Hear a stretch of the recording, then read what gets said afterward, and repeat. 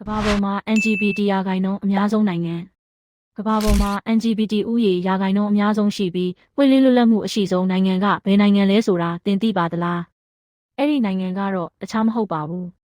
စပိန်တွေနဲ့ကျူလစ်ပန်းတွေကြောင့်နာမည်ကြီးတဲ့ဥရောပကနယ်သာလန်နိုင်ငံပဲဖြစ်ပါတယ်နိုင်ငံတကာစစ်တမ်းတွေအရနယ်သာလန်နိုင်ငံရဲ့လူဦးရေစုစုပေါင်းတွေကမှ19ရာခိုင်နှုန်းဝန်းကျင်ဟာမိမိကိုယ်ကို LGBT အဖြစ်ပွင့်လင်းလင်းခံယူထားကြပါတယ်ဒါဟာကမ္ဘာအမြင့်ဆုံးအချိုးအစားဖြစ်ပါတယ်။ဘာလို့အခုလိုအများဆုံးဖြစ်နေရတာလဲဆိုရင်နယ်သာလန်ဟာကမ္ဘာပေါ်မှာလိင်တူလက်ထပ်ခြင်းကိုပထမဆုံးတရားဝင်ခွင့်ပြုပေးခဲ့တဲ့နိုင်ငံဖြစ်လို့ပါဥပဒေအရကာကွယ်ပေးထားသလိုလူမှုပတ်ဝန်းကျင်ကလည်းလွတ်လပ်မှုကိုအပြည့်အဝအတိအမှတ်ပြုထားကြပါတယ်။ဒါကြောင့်သူတို့နိုင်ငံမှာအမှန်အတိုင်းထုတ်ဖော်ပြောဖို့ဝင်မလေးကြတာပါအခုလိုစိတ်ဝင်စားစရာကမ္ဘာဗဟုသုတတွေကိုနေ့တိုင်းသိရဖို့ကျွန်တော်ရဲ့ page ကို like နဲ့ follow လုပ်ထားဖို့မမေ့နဲ့ဦးနော်။